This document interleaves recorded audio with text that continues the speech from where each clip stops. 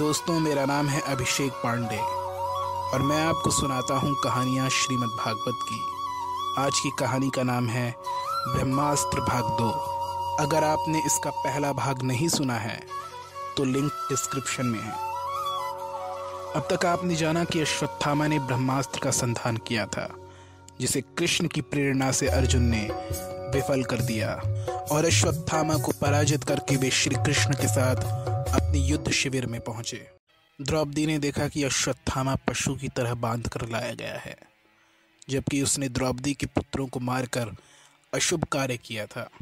फिर भी चूंकि वो आचार्य द्रोण का पुत्र था, उस पे द्रौपदी को दया आ गई। उन्होंने कहा, इन्हें मुक्त कर दीजिए, ये गुरुपुत्र हैं। आर्य, जिन आचार्य द्रोण की कृपा से आपने धनुर्वेद और शस्त्रों की शिक्षा पाई, उन्हीं के पुत्र की ऐसी दुर्गति हमें नहीं करनी चाहिए। क्या ऐसा करके आप गुरुमाता गौतमी को अपना मुख दिखा पाएंगे? ये साक्षात गुरु द्रोण के अंश है। इनके रूप में दयनीय अवस्था में आचार्य द्रोण ही आपके सामने खड़े हैं। यूं भी क्षत्रियों को गुरुवंश का आदर करना चाहिए। ब्राह्मण होने के कारण तो ये यूं भी अवध्य है। मैंने अपने पुत्रों को खोया है आर्य। मेरी आंखों के आंसू रुकने का नाम नहीं लेते और मैं ये नहीं चाहती कि गुरु माता गौतमी भी पुत्र संताप से ऐसे ही रोए। ऐसा कहकर द्रौपदी फूट पड़ी। द्रौपदी की ऐसी बात सुनकर कृष्ण ने कहा, तुम धन्य हो कृष्ण। ब्राह्मण और गुरुपुत्र की हत्या तो उचित नहीं, किंतु जो आतताई होता है उसकी हत्या करने में कोई दोष भी नहीं। यदि कोई ब्राह्मण दुष्ट हो, उसका धन छीन लेना चाहिए, उसका सर मुंडवा देना चाहिए अथवा धक्के देकर निकाल देना चाहिए। यही उनके लिए हत्या से बढ़कर है। तुम मेरा इंगित समझ रहे हो पार्थ? कृष्ण का इंगित पाते ही अर्जुन ने अपनी तलवार निकाली। वो धीरे धीरे अश्वत्थामा की ओर बढ़े।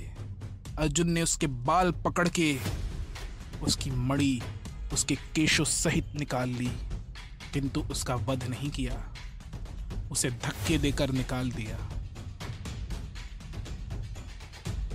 कृष्ण ने अर्जुन से कहा, हे पार्थ, तुमने अश्वत्थामा को छोड़ तो दिया है, किंतु आतताई को मुक्त नहीं करना चाहिए। उसे दंडित अवश्य करना चाहिए था। चलो कोई बात नहीं, वो तुम्हारे गुरु का पुत्र है, किंतु सावधान अवश्य रहना। अब समय आ गया है इस महाविनाश में शांत हुए मृतकों की तिलांजलि का। श्री कृष्ण के कहे अनुसार पांडवों ने महाभारत के युद्ध में मरे सभी स्वजनों को तिलांजलि दी, श्राद्ध करवाया। सभी की आत्मा की शांति के लिए प्रार्थनाएं की गई। युद्ध की अशांति को हटाने के लिए सम्राट युधिष्ठिर ने हस्तिनापुर में 3 अश्वमेध यज्ञ करवाए। चारों ओर फैली अशांति उस यज्ञ की आग में जलकर भस्म हो गई।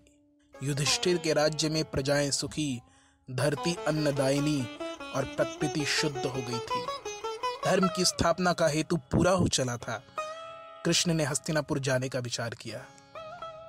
पांडव आज उदास थे, पर मन में संतोष भी था। जो कृष्ण इतने दिनों साथ रहे, अब वो बिछड़ रहे थे। अर्जुन ने कहा, केशव, यदि कुछ दिन और रुक जाते तो ठीक होता। श्री कृष्ण ने कहा, मैं भी एक राजा हूं अर्जुन। यदि अधिक समय राज्य से दूर रहा तो मेरे राज्य की व्यवस्थाएं भ्रष्ट हो सकती हैं। अच्छा, अब विदा दो। कृष्ण ने बुआ कुंती के चरण छुए। ममता से भरी बुआ ने कृष्ण को अंक में भर लिया। कृष्ण ज्यों ही जाने को रथ पर सवार हुए तो उन्होंने देखा कि अभिमन्यु की पत्नी उत्तरा, जो गर्भवती थी, वो आक्रांत होकर उनके पास दौड़े चली आ रही थी। उसकी आंखों में दहशत थी। घबराकर वो उनका नाम लिए दौड़ रही थी।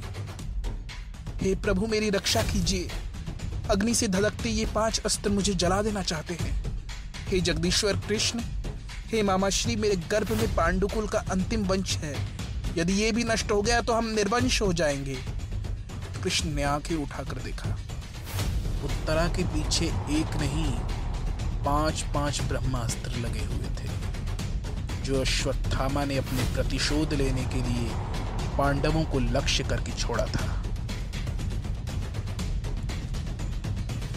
अश्वत्थामा की ये नीच करतूत देखकर कृष्ण के नेत्र क्रोध से लाल हो गए। उन्होंने आग से भी ज्यादा दहकता अपना सुदर्शन चक्र हाथ में ले लिया और बड़े वेग से उसे चलाकर एक ही बार में 5 ब्रह्मास्त्र को निष्फल कर दिया। उसकी जलन से उत्तरा बेहोश हो गई थी। कृष्ण ने अश्वत्थामा को शाप दिया, अरे दुष्ट अधर्मी अश्वत्थामा, तूने जो नीच कर्म किया है उसके दंड स्वरूप तू समय के अंत तक धरती पर भटकता रहे।